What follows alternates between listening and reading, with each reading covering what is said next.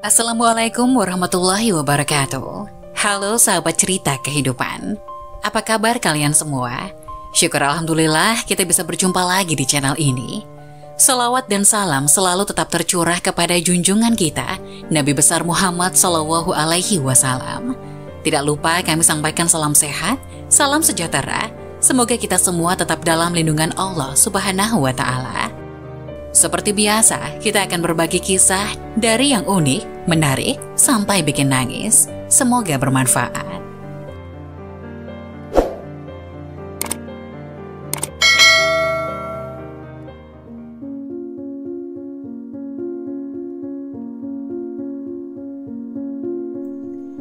Kisah seorang ahli kubur yang berhenti didoakan anaknya.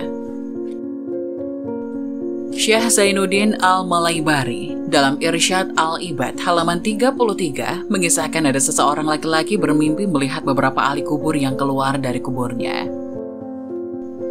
Mereka kemudian sibuk memunguti sesuatu, namun belum diketahui apa yang sedang mereka punguti. Laki-laki itu kemudian menceritakan mimpinya sebagai berikut. Aku sempat heran melihat pemandangan itu. Belum usai keherananku, terlihat ada seorang ahli kubur yang tengah duduk dan tidak ikut memunguti sesuatu bersama mereka. Aku coba menghampirinya dan bertanya, apa yang sedang dipunguti mereka? Ahli kubur yang duduk tadi menjawab, kebaikan yang berasal dari bacaan Al-Quran, sedekah, dan doa yang dihadiahkan kaum muslimin untuk mereka. Aku kembali bertanya, lantas mengapa engkau tak ikut memungutinya? Dijawabnya, aku sudah cukup. Aku pun bertanya lagi, karena apa engkau tidak memerlukannya?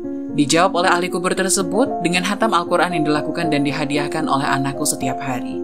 Anakku ada di pasar ini dan berjualan zalabiyah, sejenis makanan ringan berbahan tepung dan telur.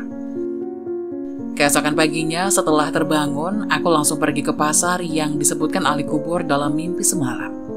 Benar saja, di sana ada seorang anak muda yang berdagang zalabiyah, sedangkan kedua bibirnya tak pernah berhenti berucap.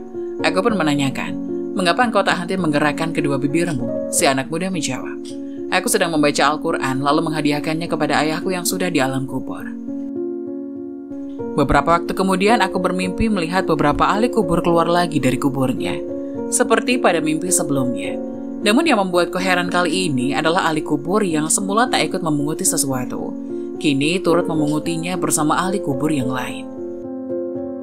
Makanya begitu terbangun, aku segera pergi lagi ke pasar guna mengetahui kabar si anak muda yang biasa berdagang zalabiyah sambil membaca Al-Quran itu. Dan ternyata sekarang ia sudah meninggal. Dari sepenggal kisah tadi dapat ditarik beberapa pelajaran. Kebaikan yang dihadiahkan kaum muslimin kepada ahli kubur, baik berupa bacaan Al-Quran, doa, ataupun sedekah terbukti sampai kepada mereka. Demikian pula kebaikan yang dihadiahkan seseorang anak kepada orang tuanya yang sudah meninggal. Contohnya bacaan Al-Quran si anak muda dalam kisah tadi. Hadiah kebaikan dari seorang anak, kerabat, atau siapa saja kepada orang yang telah meninggal cukup meringankan kesulitan orang yang telah meninggal tersebut. Benar apa yang dikatakan Rasulullah SAW bahwa di antara kebaikan yang terus mengalir, walaupun seseorang telah meninggal, adalah anak saleh yang selalu mendoakan. Berhenti yang mendoakan, maka berhenti pula aliran kebaikan itu. Sebagaimana berhentinya kebaikan si anak muda yang membaca Al-Quran karena dirinya meninggal. Kewajiban anak terhadap orang tua adalah berbakti kepada keduanya. Dalam ajaran Islam, berbakti kepada kedua orang tua disebut dengan birrul walidain. Mengutip dari buku Panduan Muslim Sehari-hari, karya KHM Hamdan Rashid dan Saiful Hadi Al-Suta, berbakti kepada kedua orang tua ditunjukkan dengan bersikap patuh, berbuat baik, dan menjauhi hal-hal yang dapat menyakiti keduanya. Kedudukan orang tua sangat mulia di sisi Allah Subhanahu wa Ta'ala. Bahkan dalam Al-Quran, umat Islam setelah diperintahkan untuk beribadah kepadanya, Allah Subhanahu wa Ta'ala pun kemudian memerintahkan untuk berbakti kepada kedua orang tua. Salah satu perintah berbakti kepada orang tua termaktub dalam surah An-Nisa ayat 36. Allah Subhanahu wa Ta'ala berfirman, sembahlah Allah dan janganlah kamu mempersekutukannya dengan sesuatu pun, dan berbuat baiklah kepada kedua orang tua. Lantas apa saja kewajiban anak terhadap orang tua untuk berbakti kepada keduanya? Berikut ini penjelasannya.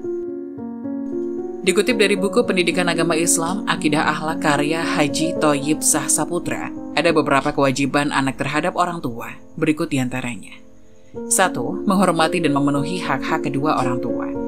Islam memposisikan kewajiban memperlakukan kedua orang tua dengan baik setelah perintah untuk menyembah Allah Subhanahu wa Ta'ala.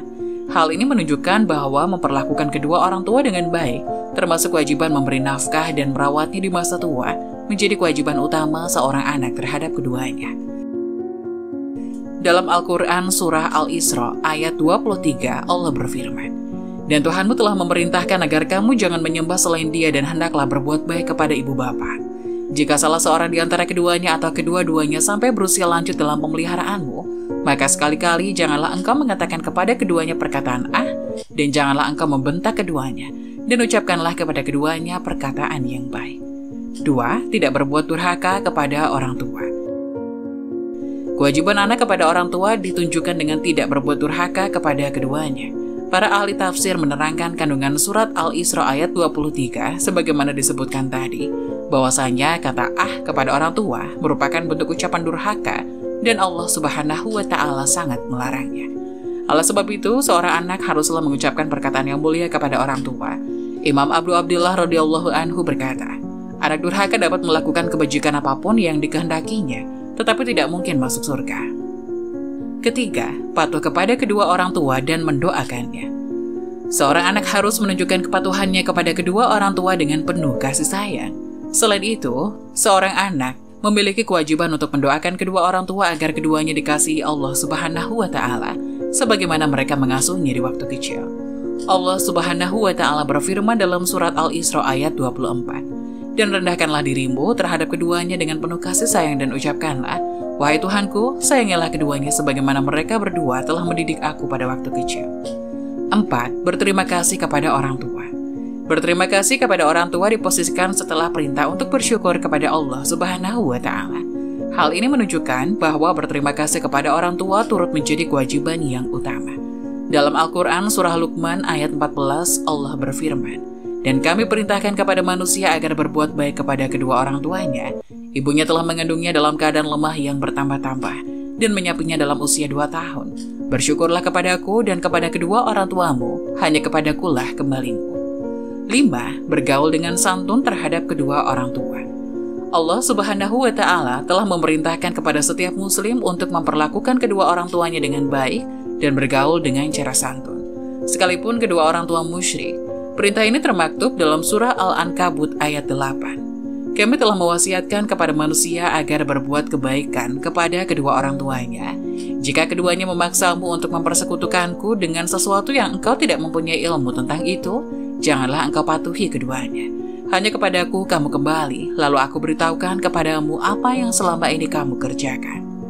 6. Menyambung silaturahmi dengan orang-orang terdekat kedua orang tua. Kewajiban anak terhadap orang tua lainnya adalah menyambung silaturahmi dengan orang-orang terdekat kedua orang tuanya. Diterangkan dalam sebuah riwayat, seorang sahabat pernah bertanya kepada Rasulullah Shallallahu Alaihi Wasallam tentang bagaimana cara berbuat baik kepada kedua orang tua, sedangkan keduanya sudah meninggal dunia. Sahabat bertanya, "Wahai Rasulullah, adakah yang tersisa untuk berbuat baik kepada kedua orang tuaku setelah keduanya meninggal?" Rasulullah Shallallahu Alaihi Wasallam menjawab, "Iya, ada 4 hal, yaitu mendoakan keduanya, meminta ampunan kepada Allah Subhanahu wa Ta'ala atas dosa-dosanya, memuliakan teman-temannya, dan menyambungkan silaturahim dengan orang-orang terdekatnya." Hadis riwayat Bukhari dan Abu Dawud.